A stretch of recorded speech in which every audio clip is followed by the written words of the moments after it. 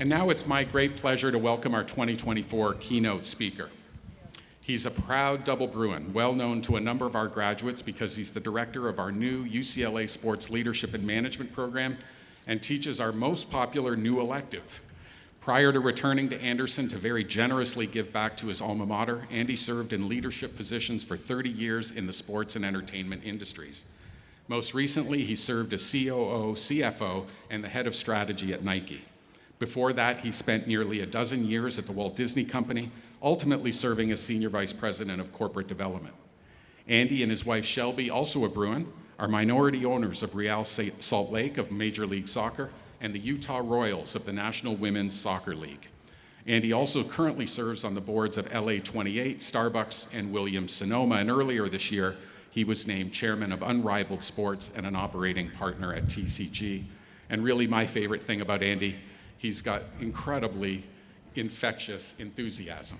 So please welcome a very hard worker and true transformative leader, Andy Campion.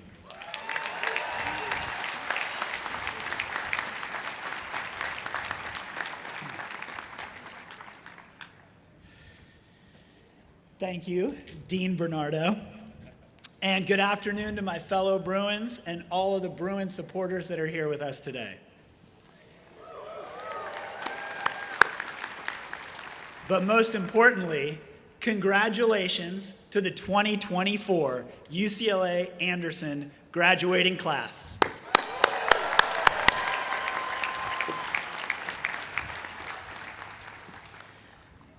Well, my goodness, who would have thought the graduation ceremonies all over the country would be the focus of the nightly news, and that today we'd have alternative routes into the tennis center and layers of security to be here. Nonetheless, it was truly an incredible honor and a privilege to have been the maybe 17th person Tony had to call and ask to be this year's commencement speaker. Right now he's thinking, good, he thinks he was top 20. Apparently in a year like this, nobody even bothers to check your GPA before they call and ask you to speak. I can see Tony now hanging up the phone. Andy said he'll do it. No, don't check the transcripts. We're done here. I'm not calling anybody else. Unfortunately, the reality is that we do live in an extremely polarized world. In fact, there are now reportedly over 60 armed conflicts globally. There are important, complex issues that we must better understand, address, and ultimately solve as a society. And doing so will require constructive dialogue and even, at times, heated debate. And at the same time, actually, I'm going to pause on that word "and" for a moment. The first bit of advice I want to share with all of you today is that the word "and" will become a much more important and impactful word in your vocabulary as leaders than the word "but." So with that, in that spirit, picking up where I left off, and at the same time, we all are super excited. Everyone in the stands is super excited to be here with you today on campus at UCLA, celebrating your significant academic achievements. Many of you,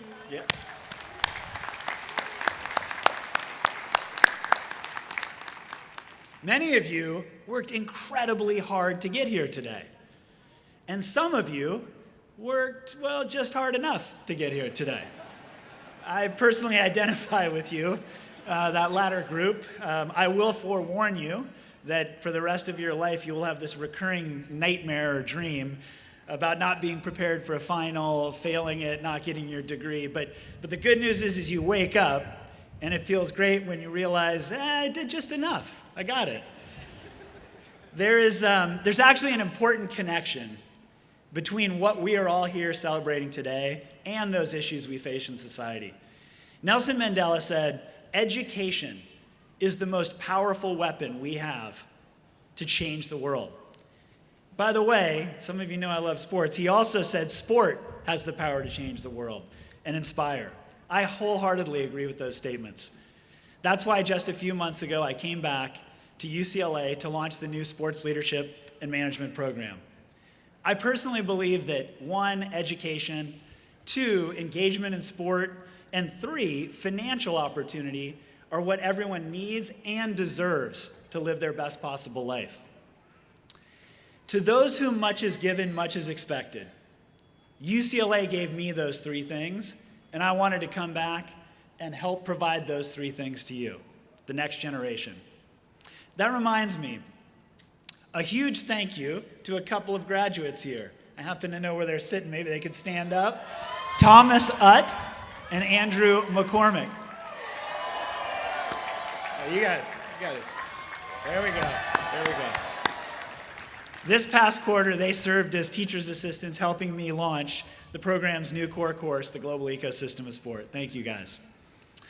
All right, so inspired by UCLA's 4's Up hand signal, I decided to share just 4 of the lessons that I've learned from others over the last 3 decades at Disney, Nike, institutions like UCLA, LA 28, and in life.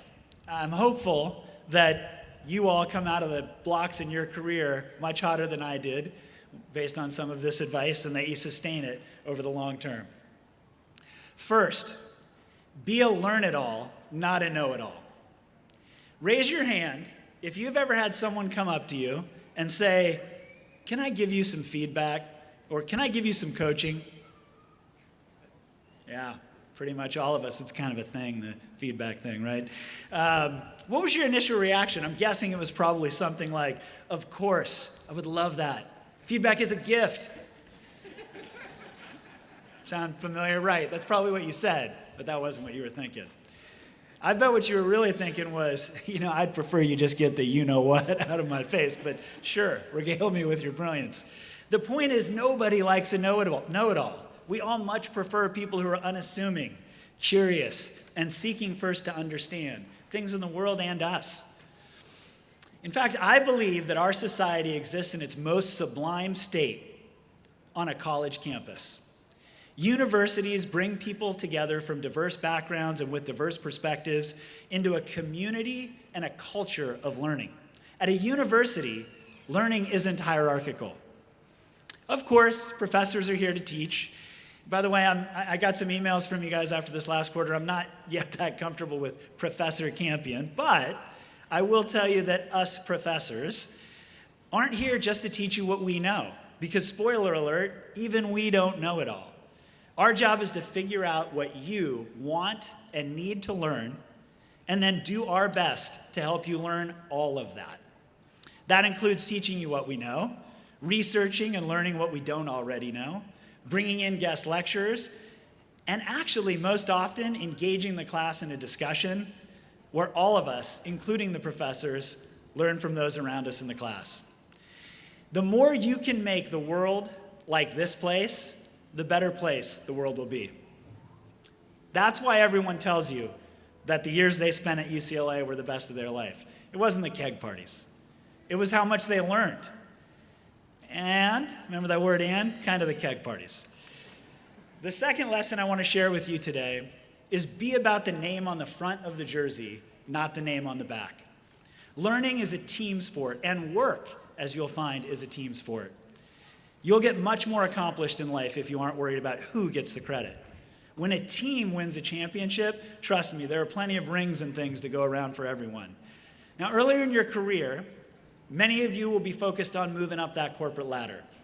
You may even feel like at times it's a race or a competition against your peers. What some people unfortunately don't figure out until it's sometimes too late is that leaders, in deciding who to promote, are actually looking for the best teammates, not the best individual performers. At work, just like in sports, there are positions and there are roles. While every basketball team has the position point guard, players actually gain or lose that starting position based on whether and to what extent they play the role that their team needs from them. Be that the scorer, the facilitator, the floor general, the defensive stopper. I've heard countless people ask this question: what was the key to your success? And many people who answer that question say, I had grit. I worked harder than anybody else. Now that may be true, and having grit is really important. But true grit is being determined to do whatever it takes to grind out a win for your team. Now, set aside the grinding for a moment. All of that said, it's also really important that you don't take too much pride in the sacrifice at work. The most important team that you will all be on is your family. Now, this may be the best tip I ever got. Now, I got a clap from probably some family members up there. All right, for the families. This may be the best advice I've ever gotten. Treat every one of your kids' games as more important than a meeting with the CEO of your company. I know you guys are a little younger than me, but remember that one when you have kids. The point is, life is a team sport.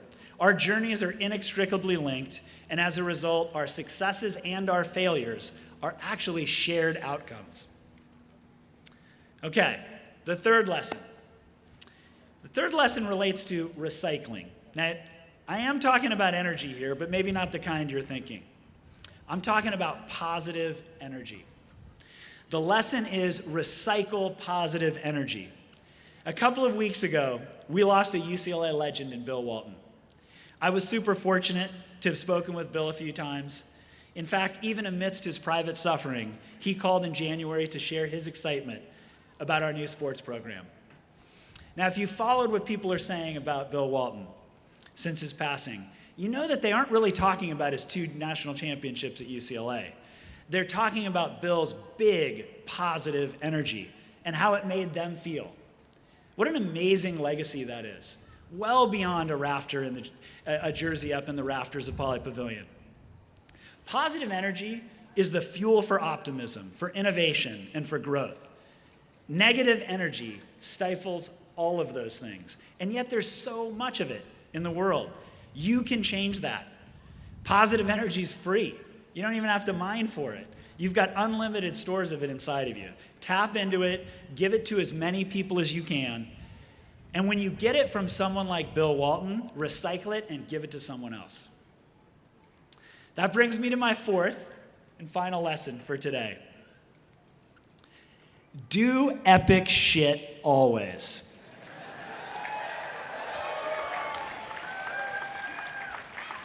As Tony said, our mission is to build transformative leaders.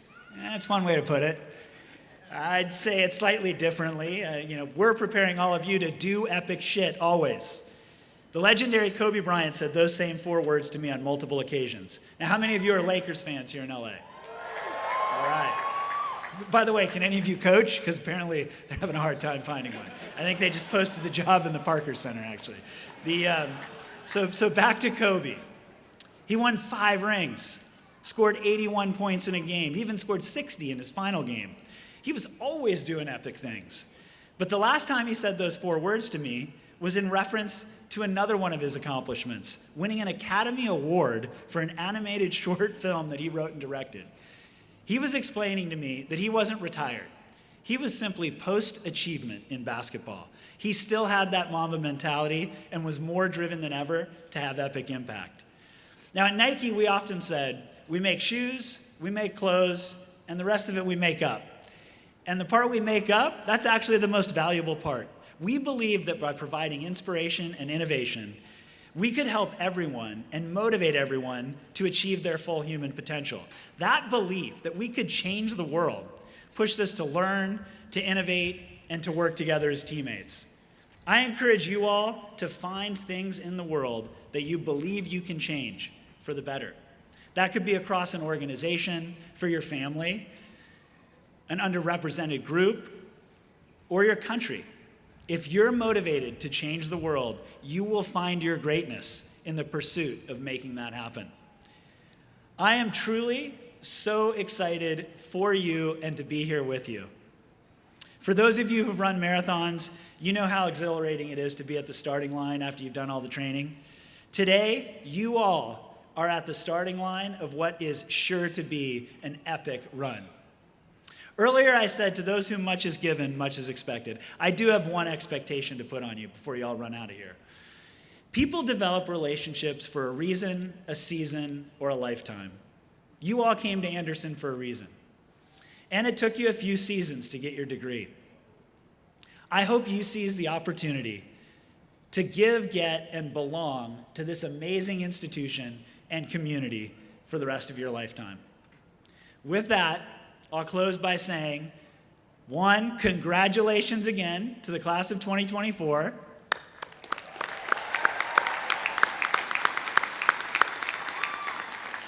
Remember, go do epic shit every damn day. And finally, go Bruins.